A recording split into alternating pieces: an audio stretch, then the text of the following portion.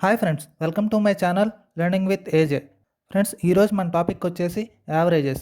ఈ టాపిక్ అనేది మన కాంపిటేటివ్ ఎగ్జామ్స్లో చాలా ఇంపార్టెంట్ టాపిక్. అలాగే నేర్చుకుంటే చాలా ఈజీగా ఉంటుంది. ఓన్లీ వన్ ఫార్ములాతో ఈ టాపిక్లో ఉన్న ప్రతి క్వశ్చన్ని మనం సాల్వ్ చేయొచ్చు. అది ఎలా సాల్వ్ చేయాలనేది ఈ వీడియోలో మనం తెలుసుకుందాం. ఫ్రెండ్స్, దానికన్నా ముందు నా ఛానల్ని ఎవరైనా ఇంతవరకు సబ్స్క్రైబ్ చేసుకోకపోతే దయచేసి సబ్స్క్రైబ్ చేసుకొని నాకు సపోర్ట్ చేయండి. నేను ఇలాంటి వీడియోస్ మరిన్ని మీకోసం పోస్ట్ చేస్తాను. ఖచ్చితంగా ఇవన్నీ మీ కాంపిటేటివ్ ఎగ్జామ్స్లో యూజ్ అవుతాయి. ఫ్రెండ్స్, ఈ వీడియో నచ్చితే కనుక లైక్ కొట్టండి. అలాగే మీ ఫ్రెండ్స్ అందరికి కూడా షేర్ చేయండి. ఫ్రెండ్స్, మీరు ఎక్కువ లైక్స్ కొట్టడం వల్ల ఈ వీడియో అనేది అనేక మందికి షేర్ అవుతుంది. సో దట్ నాకు యూస్ఫుల్గా ఉంటుంది. మరిన్ని వీడియోస్ చేయడానికి నాకు కూడా బూస్టప్గా ఉంటుంది. Okay, thank you friends. So ఈరోజు మన టాపిక్లోకి వెళ్ళినట్లయితే ఫస్ట్ అసలు యావరేజ్ అంటే ఏంటో మనం తెలుసుకుందాం. ఫ్రెండ్స్, ఒక ఎగ్జాంపుల్ తీసుకొని మీకు యావరేజ్ అనేది అర్థమయ్యేలా చెప్తాను, గమనించండి. ఫ్రెండ్స్, ఇప్పుడు మీ దగ్గర 50 రూపీస్ ఉన్నాయి. నీతో పాటు ఇంకో నలుగురు ఫ్రెండ్స్ ఉన్నారు. నీ దగ్గర ఎంత ఉన్నాయి? 50 రూపీస్ ఉన్నాయి. నీతో పాటు ఇంకా నలుగురు ఫ్రెండ్స్ ఉన్నారు. నువ్వు నీ నలుగురు ఫ్రెండ్స్ మొత్తం ఎంతమంది ఉన్నారు? ఇప్పుడు 5గురు ఉన్నారు. మీరందరూ ఈ 50 రూపాయలని సమానంగా పంచుకోవాలి. అప్పుడు ఒక్కొక్కరికి ఎంత వస్తుంది? మీరు 5గురు ఉన్నారు. ఈ 50 రూపాయలని సమానంగా పంచుకుంటే ఒక్కొక్కరికి ఎంత వస్తుంది? 10 వస్తుంది. కాబట్టి మీ 5గురు యావరేజ్ అనేది 10 రూపీస్తో సమానం. అర్థమైంది కదా? ఇప్పుడు ఒకసారి గమనించండి. ఇప్పుడు దీన్ని బట్టి మీకు ఏం అర్థమైంది? యావరేజ్ అంటే మన దగ్గర ఎంత అన్నా ఉన్నాయండి, అది ఎంతమంది అయితే ఉన్నారో వాళ్ళందరికీ సమానంగా మనం ఈక్వల్గా పంచాలి. ఆ పంచిన దాన్నే మన అందరి యొక్క యావరేజ్ అని అంటాం. ఫ్రెండ్స్, దీనికి ఒకే ఒక్క సింగిల్ ఫార్ములా ఉంది. అదేంటో చూడండి, గమనించండి. మీరు 5గురు ఉన్నారు. ఇదే ఎగ్జాంపుల్లో ఒక్కొక్కరికి ఎన్ని రూపీస్ వస్తున్నాయి? 10 రూపీస్ వస్తున్నాయి. కాబట్టి టోటల్ ఎంత వచ్చింది? ఇప్పుడు 50 రూపీస్ మీ దగ్గర ఉన్న వాటితో ఈక్వల్ అయింది కదా. సో దీన్ని బట్టి ఏం అర్థం చేసుకోవాలి? 5 అంటే మీరు ఎంతమంది ఉన్నారో అంతమంది. దాన్ని n నెంబర్స్ అనుకోండి. దాన్ని n అనుకోండి. ఎందుకు? మీరు ఎంతమంది మెంబర్స్ ఉన్నారో దాన్ని n అనుకున్నాను. ఒక్కొక్కరికి ఎంత వెళ్ళింది అంటే యావరేజ్ కదా. ఎంత? 10 రూపీస్. ఇప్పుడు దీన్ని బట్టి ఫార్ములా ఏం అర్థమవుతుంది మీకు? n ఇంటూ ఈ 10 అంటే average is equal to me దగ్గర ఉన్న టోటల్ అనేది వస్తుంది. ఫ్రెండ్స్, ఇప్పుడు మరికొన్ని ఎగ్జాంపుల్స్ చెప్తాను, చూడండి. 3 మంత్స్ శాలరీ యావరేజ్ వచ్చేసి 200 అంటే 3 మంత్స్ యావరేజ్ శాలరీ వచ్చేసి 200 అంటే ఒక్కొక్క మంత్కి ఎంత ఇవ్వాలి? 200 వెళ్ళాలి. యావరేజ్ అంటే ఏంటి? ఒక్కొక్క మంత్కి ఎంత లేదా ఒక్కొక్కరికి ఎంత అనేదే మన యావరేజ్. టోటల్ అందరికీ సమానంగా పంచాలి. ఇప్పుడు 3 మంత్స్కి యావరేజ్ శాలరీ వచ్చేసి 200 రూపీస్ అంటే టోటల్ ఎంత? 3 ఇంటూ 200 600 రూపీస్. అదే 4 మంత్స్కి 200 అంటే 4 ఇంటూ 200. 5 మంత్స్ అంటే 5 ఇంటూ 200. ఫ్రెండ్స్, అర్థమైంది కదా? ఇప్పుడు మనం మరికొన్ని తెలుసుకుందాం. అవేంటంటే, ఇప్పుడు కాన్సిక్యూటివ్ నెంబర్స్ ఉన్నాయి. కాన్సిక్యూటివ్ నెంబర్స్ అంటే ఏంటి? 1 2 3 4 5. ఇప్పుడు ఇక్కడ ఎన్ని నెంబర్స్ ఉన్నాయి? 1 2 3 4 5 ఉన్నాయి. వీటన్నిటికీ యావరేజ్ ఏంటంటే ఈ మిడిల్ నెంబర్ అవుతుంది. ఇవి ఆడ్ నెంబర్ ఉన్నాయి కాబట్టి ఇటు 2 తీసేయండి, ఇటు 2 తీసేయండి. మధ్యలో ఏముంది? 3 ఉంది కాబట్టి అదే మిడిల్ నెంబర్ అవుతుంది. కావాలంటే చూడండి, 1 2 3 4 5 ఇవన్నీ యాడ్ చేస్తే మనకి ఎంత వస్తుంది? 15 వస్తుంది. 15 వచ్చినప్పుడు మీ దగ్గర ఇప్పుడు టోటల్ 15 రూపీస్ ఉన్నాయి. మీరు ఎంతమంది పంచుకోవాలి? 1 2 3 4 5 5గురు పంచుకోవాలి. కాబట్టి డివైడెడ్ బై 5 క్యాన్సిల్ చేస్తే ఎంత వస్తుంది మనకి? 5ని 15ని 3 అనేది వస్తుంది. కాబట్టి మన యావరేజ్ అనేది 3తో సమానం. ఏది? కాన్సిక్యూటివ్ నెంబర్స్ అన్నప్పుడు. అదే సపోజ్ ఇప్పుడు ఇక్కడ ఆడ్ నెంబర్ ఉన్నాయి. ఇప్పుడు మనం ఈవెన్ నెంబర్ తీసుకుందాం. ఇప్పుడు ఇవన్నీ యాడ్ చేస్తే ఇక్కడ వరకు 15 వచ్చింది ఇందాక. ఈ 6 యాడ్ చేస్తే ఎంత అవుతుంది? 21 అవుతుంది. 21ని 1 2 3 4 5 6 ఉన్నారు. ఇప్పుడు ఈ 6 మెంబర్స్కి ఈ 21ను మనం పంచాలి. అర్థమైంది కదా? ఈక్వల్గా పంచాలి. అప్పుడు క్యాన్సిల్ చేస్తే 3 2s 3 7s ఎంత వచ్చింది? 3.5 అనేది మనకి వచ్చింది కదా. ఇప్పుడు యావరేజ్ ఎలా చూడాలో చూడండి. ఇప్పుడు ఈవెన్ నెంబర్స్ ఉన్నాయి కదా, ఈ మధ్యలో ఏవైతే 2 ఉన్నాయో ఆ రెండిటి యావరేజే మనకి ఈ టోటల్ యావరేజ్ అవుతుంది. చూడండి 3 + 4 ఎంత? 7. దాని యావరేజ్ అంటే 2 నెంబర్లు కాబట్టి బై 2 వేసాను. క్యాన్సిల్ చేస్తే ఎంత వచ్చింది? 3.5 వచ్చింది. కాబట్టి మనకు వచ్చిన యావరేజ్ అనేది 3.5. ఇప్పుడు దీన్ని బట్టి మీకు ఏం అర్థమైంది? కాన్సిక్యూటివ్ నేచురల్ నెంబర్స్ అన్నప్పుడు ఒకవేళ ఆడ్ నెంబర్ ఉంటే మిడిల్ నెంబర్ అనేది మనకి యావరేజ్ అవుతుంది. అదే ఈవెన్ నెంబర్ అయితే మిడిల్ ఉన్న 2 నెంబర్స్ యొక్క యావరేజ్ అంటే ఈ మిడిల్ ఉన్న 2 నెంబర్స్ని యాడ్ చేసి బై 2 చేస్తే మనకి టోటల్ యావరేజ్ అనేది వస్తుంది. ఫ్రెండ్స్ అర్థమైంది కదా? ఇప్పుడు అలాగే కాన్సిక్యూటివ్ ఈవెన్ నెంబర్స్ అందాం చూడండి. ఇందాక నేనేమన్నాను? 1 2 3 4 5 ఇవన్నీ కాన్సిక్యూటివ్ నేచురల్ నెంబర్స్ అన్నా. ఇప్పుడు నేనేమంటున్నాను? కాన్సిక్యూటివ్ ఈవెన్ నెంబర్స్ అంటున్నా. 2 4 6 8 10. ఇప్పుడు వీటన్నిటికీ యావరేజ్ ఏంటి? వీటన్నిటి సేమ్ డిఫరెన్స్ ఎంత ఉంది? 2 2 2 2 ఉంది. ఇక్కడ 1 1 1 అంటే డిఫరెన్స్ సేమ్ ఉంది. అంటే కాన్సిక్యూటివ్ అనే కదా, కాన్సిక్యూటివ్ ఈవెన్ నెంబర్స్ కదా, కాబట్టి దీని యావరేజ్ వచ్చేసి మిడిల్ నెంబర్ 6 అవుతుంది. కావాలంటే చూడండి 2 + 4 6, 6 + 6 12, 12 + 10 22, 22 + 8 30 వచ్చింది. మొత్తం ఎంతమంది ఉన్నారు? 5 ఉన్నారు. డివైడెడ్ బై 5 క్యాన్సిల్ చేస్తే 6 అనేది మనకు ఆన్సర్గా వస్తుంది. అర్థమైంది కదా? సో మనకి యావరేజ్ అనేది డైరెక్ట్గా 6 తీసుకున్నాను. ఎందుకు? కాన్సిక్యూటివ్ ఈవెన్ నెంబర్స్ అన్నారు. అంటే ఇవన్నీ ఉన్నాయి ఆడ్, అంటే 5 ఉన్నాయి కాబట్టి ఆడ్. అదే ఈవెన్ తీసుకోండి 2 4 6 8 10 12. ఇప్పుడు వీటన్నిటికీ యావరేజ్ ఏంటి? ఈ మిడిల్ నెంబర్ అవ్వాలి. అంటే ఈ 2 నెంబర్ని యాడ్ చేసి బై 2 చేస్తే 7 వస్తుంది. ఎందుకు? చూడండి 6 + 8 14 బై 2 అంటే 7 వచ్చింది. సో యావరేజ్ ఏమైంది? మిడిల్ నెంబర్ అయింది. ఈ రెండింటిని యాడ్ చేసి బై 2 చేశాను కాబట్టి. ఫ్రెండ్స్ ఇప్పుడు యావరేజ్ అంటే అర్థమైంది కదా? ఇప్పుడు మనం కొన్ని ప్రాబ్లమ్స్ అనేవి సాల్వ్ చేద్దాం. ఇవన్నీ మీకు కాంపిటేటివ్ ఎగ్జామ్స్లో ఆల్రెడీ రిపీట్ అయిన మోడల్స్. ఇవి ఖచ్చితంగా టాప్ 10 మోడల్స్ అనమాట. సో వీడియోని ఎక్కడ స్కిప్ చేయకుండా టోటల్ చూడండి. ఈ 10 ప్రాబ్లమ్స్ అర్థమైతే మీరు యావరేజెస్లో ఏ క్వశ్చన్ ఇచ్చినా కానీ సింపుల్గా సాల్వ్ చేయగలరు. ఫ్రెండ్స్ ఇప్పుడు ఫస్ట్ క్వశ్చన్ చూడండి. The average of 5 consecutive numbers PQRST is 48. What is the product of P and T అన్నారు. క్వశ్చన్ అర్థమైంది కదా? కాన్సిక్యూటివ్ నెంబర్స్ PQRST ఉన్నాయి, వాటి యొక్క యావరేజ్ అనేది 48, product of P and T ఎంత అని మనల్ని అడిగారు. ఇప్పుడు ఈ క్వశ్చన్ ఎలా సాల్వ్ చేయాలో చూడండి. PQRST ఎన్ని నెంబర్లు ఉన్నాయి? 5 ఉన్నాయి, అంటే ఆడ్. ఇందాక చెప్పాను కదా, మనకి కాన్సిక్యూటివ్ నెంబర్స్ అన్నప్పుడు మిడిల్ నెంబర్ అనేది మన యావరేజ్ అవుతుంది అని. సో యావరేజ్ ఎంత ఇచ్చాడు వాడు? 48 ఇచ్చాడు. మిడిల్ నెంబర్ మనకు 6 కదా, అది 48. కాన్సిక్యూటివ్ నెంబర్స్ అంటే ఏంటి? పక్క పక్కన ఉండేవి 1 2 3 4 5 అలా. ఇప్పుడు ఇక్కడ వచ్చేసి 48 49 50 అలా కదా. కాబట్టి ఇప్పుడు మిడిల్ది 48 అయింది. నెక్స్ట్ ఎస్ ఏమవుతుంది? 49 అవుతుంది. టీ ఏమవుతుంది? 50 అవుతుంది. అర్థమైంది కదా? ఇప్పుడు అలాగే ఈ ముందేమవుతుంది? 47 అవుతుంది, 46 అవుతుంది. ఎందుకు? కాన్సిక్యూటివ్ అన్నారు కాబట్టి. అదే కాన్సిక్యూటివ్ ఈవెన్ అని ఉంటే ఈ 48 తర్వాత నెక్స్ట్ టైం వస్తుంది 50, ఆ తర్వాత 52 అలా వస్తుంది. ఇప్పుడు మీకు పీ వాల్యూ ఎంత వచ్చింది చూడండి, 46 వచ్చింది. అదే టీ వాల్యూ 50 వచ్చింది. వాడు ఏమడిగాడు? Product of P and T అడిగాడు. P and T is equal to 46 × 50. మనకు ఆన్సర్ ఎంత? 2300 అనేది మనకు ఆన్సర్గా వచ్చింది. ఫ్రెండ్స్ అర్థమైంది కదా? కాన్సిక్యూటివ్ నెంబర్స్ అన్నారు కాబట్టి, ఆడ్ నెంబర్స్ ఉన్నాయి కాబట్టి మధ్యలో నెంబర్ అనేది మనకి యావరేజ్ అవుతుంది. ఒకవేళ అదే ఇవి PQRST యూ ఉంటే ఆర్ని ఎస్ని యాడ్ చేసి డివైడెడ్ బై 2 చేస్తే మనకి యావరేజ్ అనేది వస్తుంది. అర్థమైంది కదా? ఫ్రెండ్స్ ఇప్పుడు సెకండ్ ప్రాబ్లం చూద్దాం రండి. The average monthly expenditure of a family was 2200 during the first 3 months. Friends question చదవగానే మీరు పెన్ పెట్టి స్టెప్ అనేది రాసేయండి. అలా రాసినప్పుడు మాత్రమే మీకు సొల్యూషన్ అనేది ఫాస్ట్గా చేయగలుగుతారు, లేదంటే చాలా లేట్ అవుతుంది.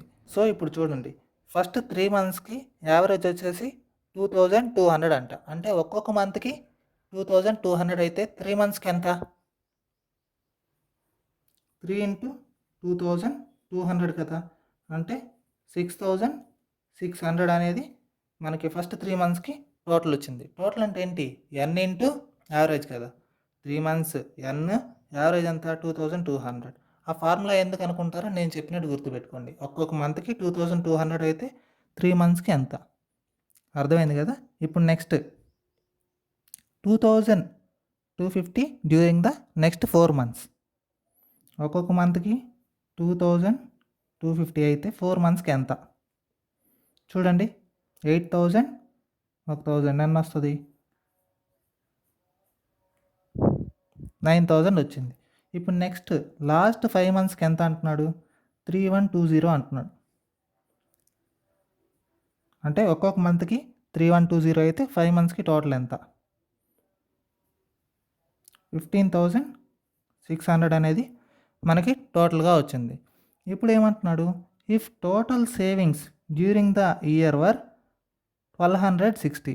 ఇప్పుడు ఇక్కడ యావరేజ్ అనట్లేదు, సేవింగ్స్ అనేవి 1260 అంటున్నాడు పర్ ఇయర్. ఇప్పుడు 3 మంత్స్, 4 మంత్స్, 5 మంత్స్ మొత్తం కలిపితే 12 మంత్స్ వచ్చింది. ఇప్పుడు ఈ టోటల్ కలిపి 12 మంత్స్ అంటే 1 ఇయర్ కదా టోటల్. ఇప్పుడు total savings of the year ఎంత అంటున్నాడు? 1260. ఇక్కడ వరకు అర్థమైంది కదా. ఇప్పుడు ఈ మొత్తం మనం యాడ్ చేయండి. యాడ్ చేస్తే ఎంత వస్తుంది?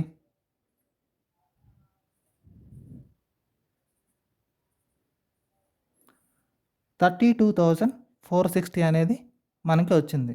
ఇప్పుడు ఈ పాయింట్ అర్థం చేసుకోండి. మనకి టోటల్ ఇన్కమ్ అంటే ఏంటి? మనకు వచ్చిన శాలరీ కదా. మనం ఏం చేస్తాం? శాలరీని ఖర్చు పెడతాం, అలాగే సేవ్ చేస్తాం. అంటే ఎక్స్పెండిచర్స్, సేవింగ్స్ మొత్తం కలిపి మన టోటల్ ఇన్కమ్ కదా. ఇప్పుడు ఈ 6600, 9000, 15600 వచ్చేసి వాళ్ళ యొక్క ఎక్స్పెన్సెస్. అలాగే 12 మంత్స్కి టోటల్ సేవింగ్స్ వచ్చేసి 1260. ఇప్పుడు ఈ రెండు యాడ్ చేస్తే మనకు వచ్చేది ఏంటి?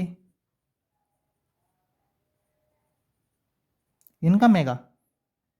అర్థమైంది కదా. ఇప్పుడు ఈ ఇన్కమ్ అనేది పర్ ఇయర్ అనమాట. అర్థమైందా? ఎందుకు? 3, 4, 5 టోటల్ కలిపితే 12 మంత్స్ కదా.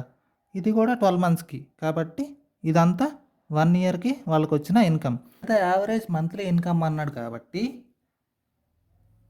ఈ 32,460ని 12తో డివైడ్ చేయాలి. ఎందుకు? మనకి ఇయర్లో ఎన్ని మంత్స్ ఉంటాయి? 12 మంత్స్ ఉంటాయి కాబట్టి ఒక్కొక్క మంత్కి ఈక్వల్గా పంచాలి. టోటల్ ఇన్కమ్ అంటే ఇంత. 12 మంత్స్కి దీని మొత్తాన్ని మనం పంచాలి. పంచినప్పుడు క్యాన్సిల్ చేయండి. 2705 ఎంత వచ్చింది?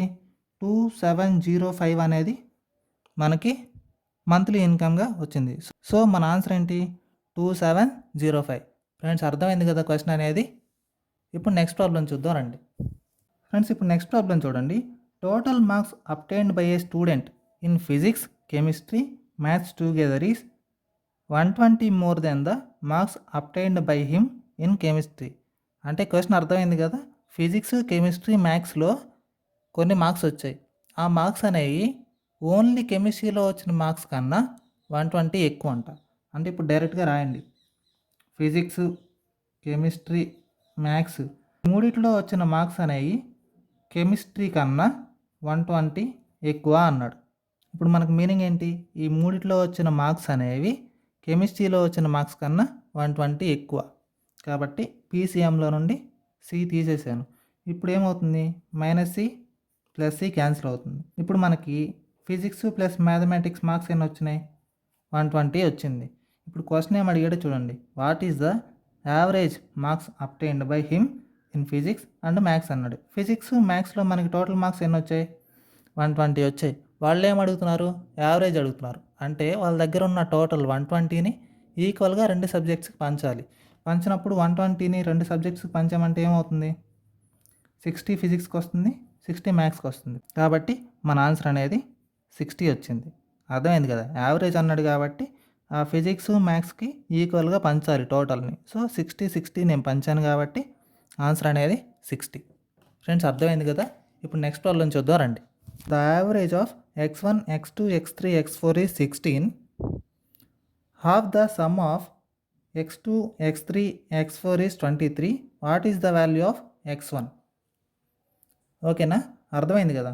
ఇప్పుడు ఏమంటున్నాడు, యావరేజ్ అన్నాడు. x1 plus x2 plus x3 plus x4.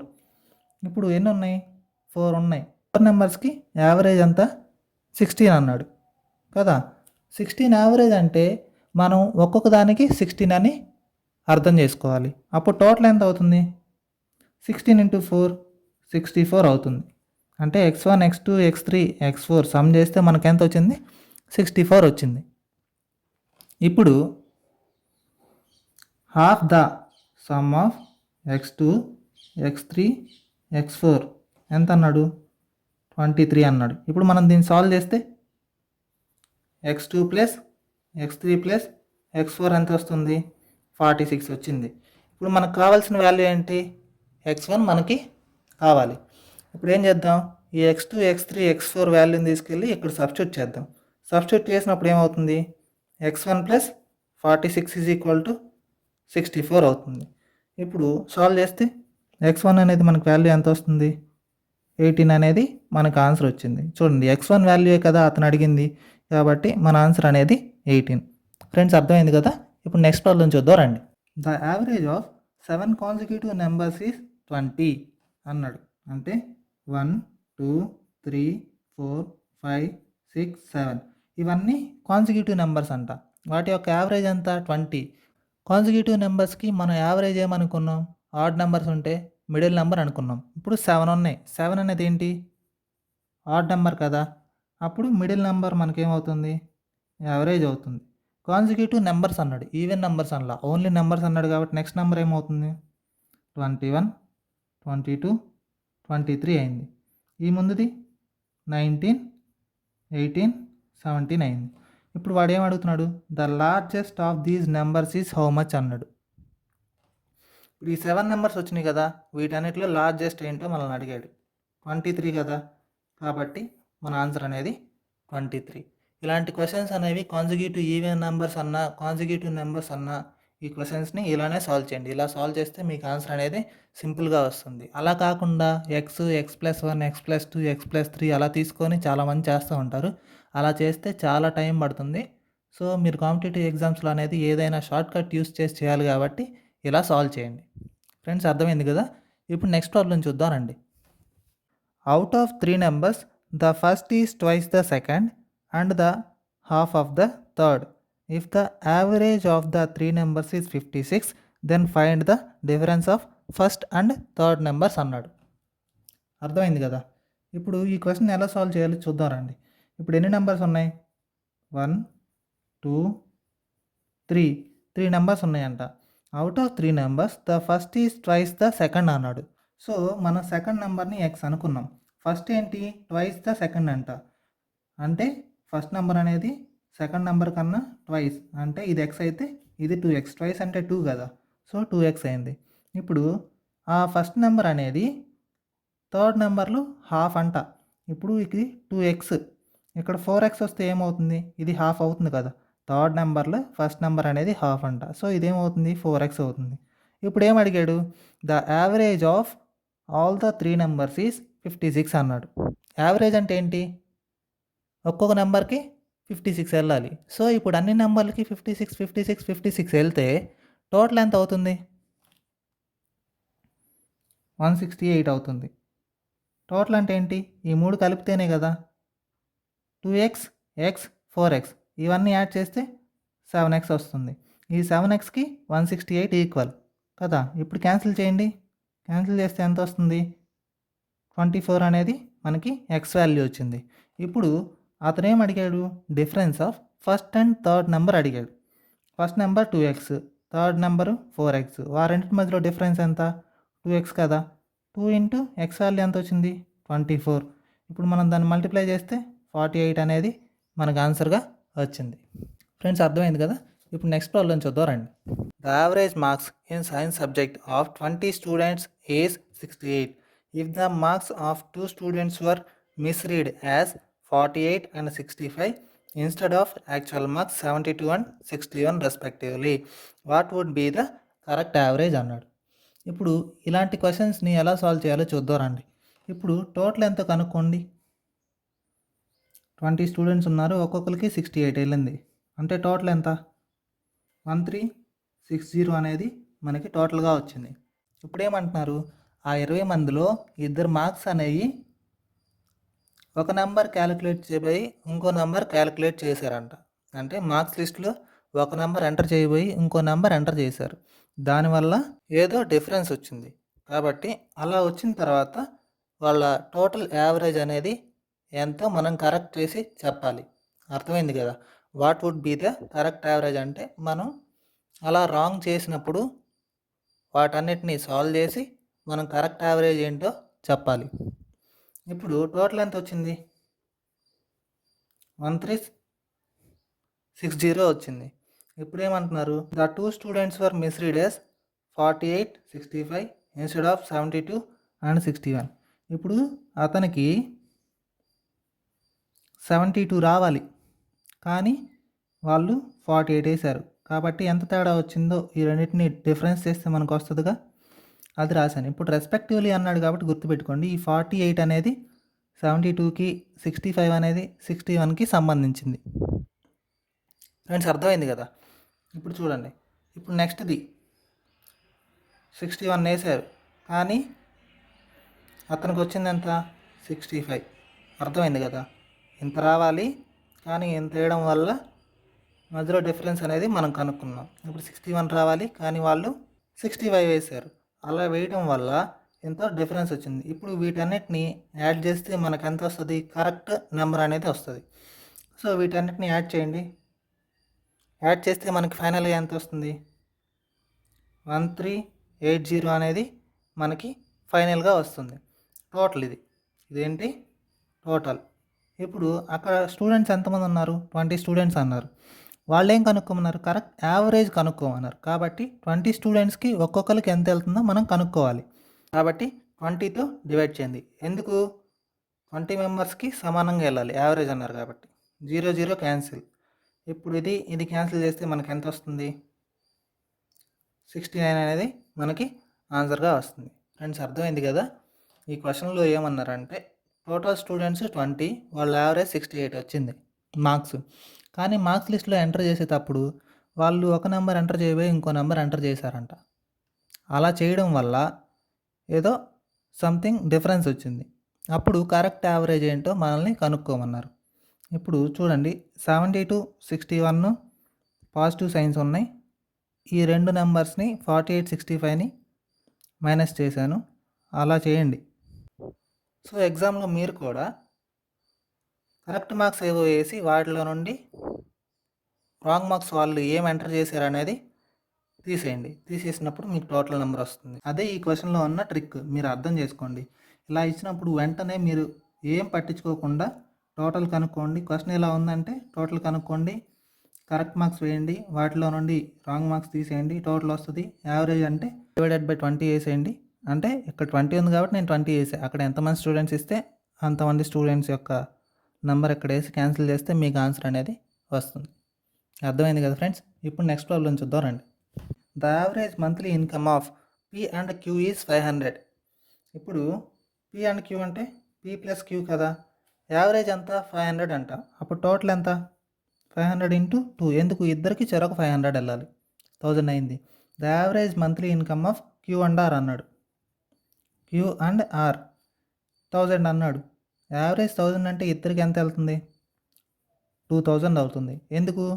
ఇద్దరికి చెరొక 1000 రూపాయలు కాబట్టి.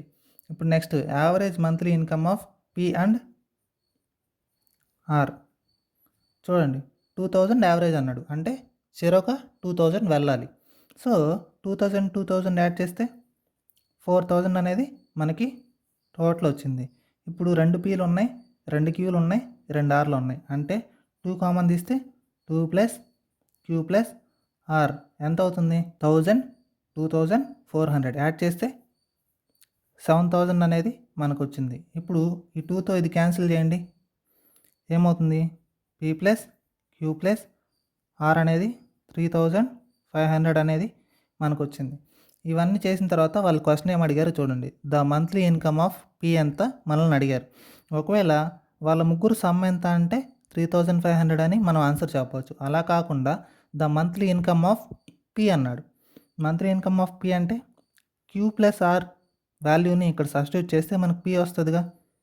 సో చూడండి, P plus Q plus R value ఎంత 2000 ఈజ్ ఈక్వల్ టు 3500 మనం రాసాం. ఇప్పుడు పి వాల్యూ మనకు కావాలి. సాల్వ్ చేస్తే 1500 అనేది మనకు ఆన్సర్గా వచ్చింది. ఫ్రెండ్స్ అర్థమైంది కదా. ఇప్పుడు నెక్స్ట్ ప్రాబ్లం చూద్దాం రండి. The average age of 10 persons learning volleyball is 32 years. Friends ఇది ఇంకో మోడల్ క్వశ్చన్, జాగ్రత్తగా చూడండి. ఇలాంటి మోడల్స్ అనేవి మనకి ఎగ్జామ్స్లో ఎక్కువగా అడుగుతారు. ఇప్పుడు 10 members ఉన్నారు. వాళ్ళ యావరేజ్ ఎంత 32 అంటే ఒక్కొక్కరికి 32 years వెళ్తే టోటల్ ఎంత అవుతుంది 320 years అవుతుంది. ఇప్పుడు ఏమంటున్నాడు, when the age of their coach is added. వాళ్ళ కోచ్ ఏజ్ అనేది యాడ్ చేశారంట. ఎంతో మనకు తెలియదు, ఎక్స్ అనుకోండి. ఇప్పుడు ఈ 320 అనేది ఆ 10 members యొక్క సమ్ము, అలాగే కోచ్ ఏజ్ అనేది ఎక్స్. ఇప్పుడు వీటన్నిటి యావరేజ్ అంటే ఇది టోటల్ కదా. ఇప్పుడు ఎంతమంది ఉన్నారు కోచ్ యాడ్ అయిన తర్వాత? ఫస్ట్ 10 ఉన్నారు, కోచ్ యాడ్ అయితే 11 కాబట్టి ఈ టోటల్ని వీళ్ళందరికీ డివైడ్ చేశాను. ఈ టోటల్ని ఈ 11 membersకి డివైడ్ చేశాను. అప్పుడు యావరేజ్ అవుతుంది. వాళ్ళు ఏమంటున్నారు, దెన్ యావరేజ్ బికమ్స్ 34 అంట. ఇదే కదా యావరేజ్, ఆ యావరేజ్ 34 అయింది. ఈ టోటల్ని 11 membersకి డివైడ్ చేశా. ఈ ఎక్స్ అనేది ఏజ్ ఆఫ్ కోచ్ అనమాట. ఇప్పుడు దీన్ని సాల్వ్ చేయండి. 320 plus X is equal to 34 into 11. ఇది మల్టిప్లై చేస్తే 11తో ఎలా మల్టిప్లై చేయాలి? 4, ఈ 2 యాడ్ చేస్తే 7, ఇక్కడ ఉన్న 3 రాసేయండి. ఇప్పుడు 320 plus X is equal to 374, X is equal to 54 మనకు ఆన్సర్గా వచ్చింది. వాళ్ళు ఏమడిగారు, ఏజ్ ఆఫ్ దేర్ కోచ్ ఎంత అడిగారు. కాబట్టి కోచ్ ఏజ్ ఎంత అనుకున్నాం, ఎక్స్ అనుకున్నాం. కాబట్టి ఎక్స్ వాల్యూ మనకు ఎంత వచ్చింది 54. అదే మనకు వచ్చిన ఆన్సర్. ఫ్రెండ్స్ అర్థమైంది కదా. ఓకే ఫ్రెండ్స్, ఇంతవరకు విన్న క్లాస్ మొత్తం మీకు అర్థమైందని నేను అనుకుంటున్నాను. ఒకవేళ మీలో ఎవరికైనా డౌట్ ఉంటే ఆ క్వశ్చన్ నెంబర్ని మెన్షన్ చేసి అందులో ఉన్న డౌట్ ఏంటో కామెంట్ బాక్స్లో మెన్షన్ చేయండి. నేను ఖచ్చితంగా ఆ డౌట్ని క్లియర్ చేస్తాను. లేదా నెక్స్ట్ క్లాస్లో అదే క్వశ్చన్ని నేను మరలా ఎక్స్ప్లెయిన్ చేస్తాను.